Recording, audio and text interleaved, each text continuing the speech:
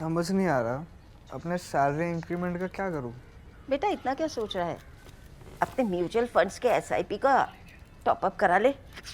This is the right time. क्या समझ में नहीं आया? बेटा इतना क्या सोच रहा है? अपने म्यूचुअल फंड्स का एसआईपी टॉपअप करा ले। This is the right time. अब समझा।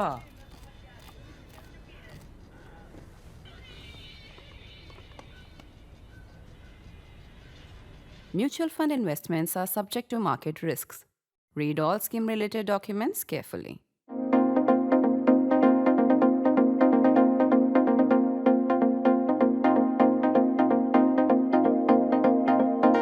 For all the global fame he has earned for his unique brand of comics journalism, Malta-born American Joe Sacco checked one more box on his overloaded CV. Already overloaded CV when Penguin Random House in India pulled his latest Once and Future Riot from distribution in the country.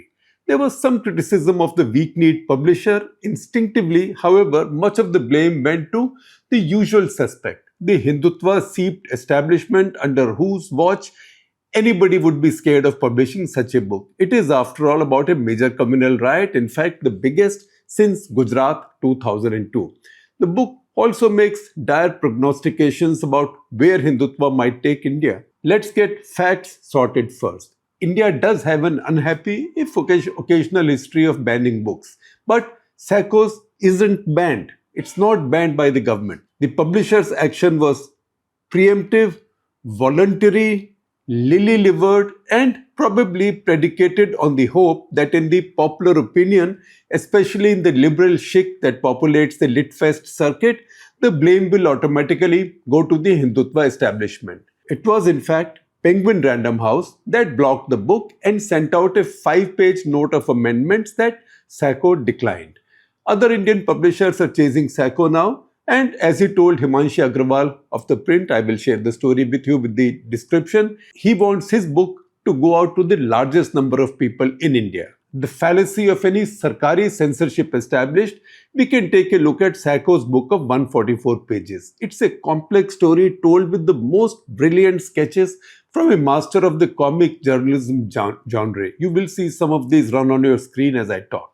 The text only features in the blurbs and would take no more than 2 hours of reading, unless, of course, you get transfixed admiring the quality of his drawings and the story that his images, the faces, even a half-turned tractor tells us. These need no words. The book isn't banned, and in any case, there is no law forbidding anyone from reading any book whatsoever. My generation read Lolita and Lady Chatterley's Lover between our oversized science practical folders, and the only reason I wasn't able to fully read Salman Rushdie's satanic verses was because I am not designed mentally to decipher his magic realism, something I truthfully said to him as we recorded our Walk the Talk interview in 2013. You aren't alone, he said, but at least you are honest. And we both laughed. I'm grateful to Sacco for making a digital copy of the Once and Future Riot available to me. See the jacket.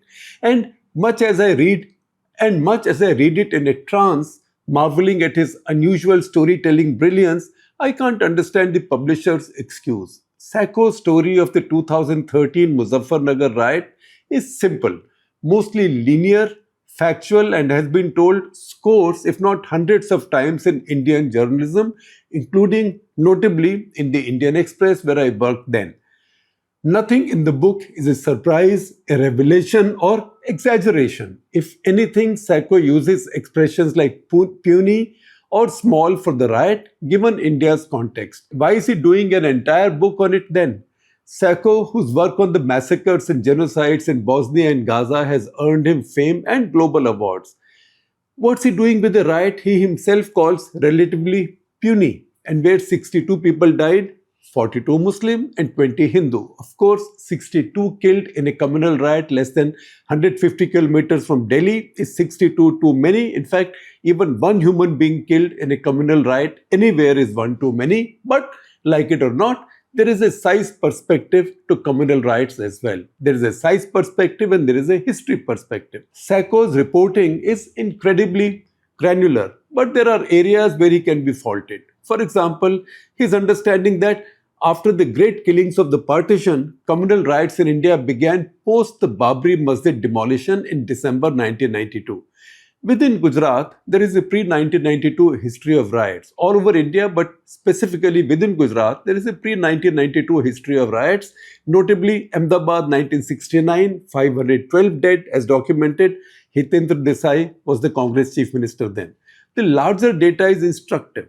Scholarship on communal violence in India leans on the Varshney-Wilkinson dataset named after Professors Ashutosh Varshney, Brown University and the print columnist, and Stephen Wilkinson, Yale University. It lists 1194 significant communal riots in India between 1950 and 1995. Of these, 871 or 72% took place under Nehru, Indira or Rajiv governments.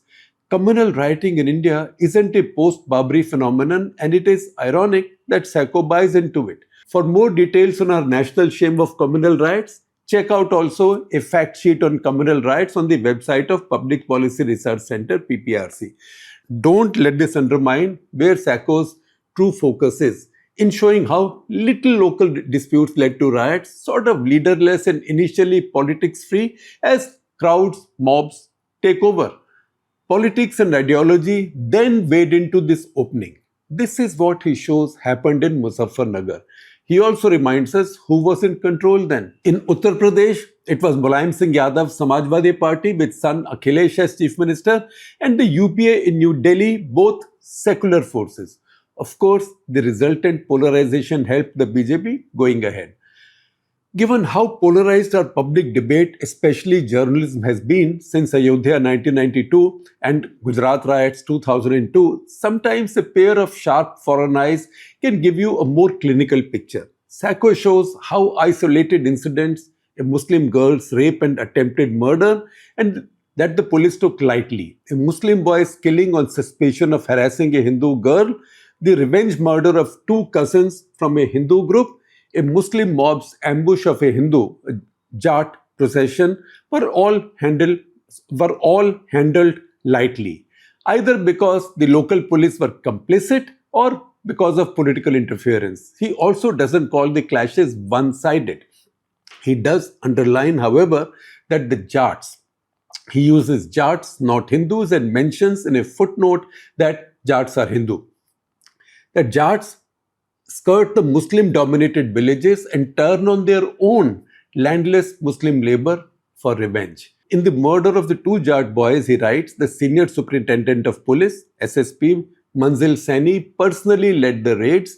Sacco draws an imposing Manzil Saini, sometimes called the Singham of UP police, in determined stride. The police take a number of Muslim males into custody, and I'm quoting from Sacco now, for killing the Jat boys, some with blood on their shirts. Sacco notes. The next morning, he says, the detainees are let go with both the SSP and the district magistrate Surinder Singh transferred. To UP's Jats, he says, and I quote again, this could only seem like SP's nefarious attempt to satisfy their Muslim constituents. Rather than annoy, this will actually please the BJP because this is what they've maintained or call pseudo-secularism.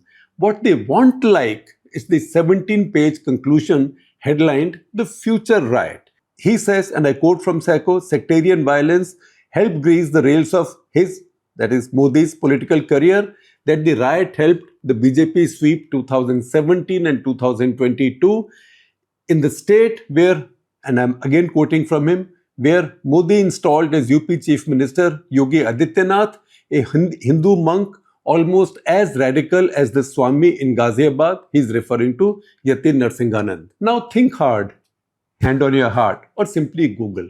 How often do you find similar points made freely in the Indian debate? No government was going to ban a book for making these arguments, at least not yet.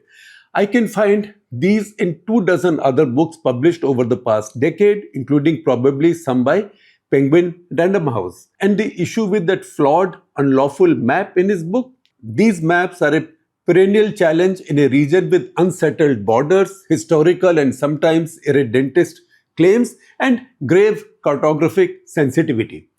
The publisher is right to say it's a serious and criminal violation of Indian law to publish the map drawn in Sacco's book. But everybody knows how to deal with it. All of us have learned it in foreign publications. Time magazine, when it used to have a large circulation in India, The Economist, these maps are rubber stamps as wrong or blanked out. Just blanked out or blacked out. No Indian editor would ever be reckless with this. We'll all be careful. But this, as I just explained, is easily resolved. To use this as an excuse to pull Sacco's book is a cruel joke on publishing and also on India's freedoms, stressed as they might be.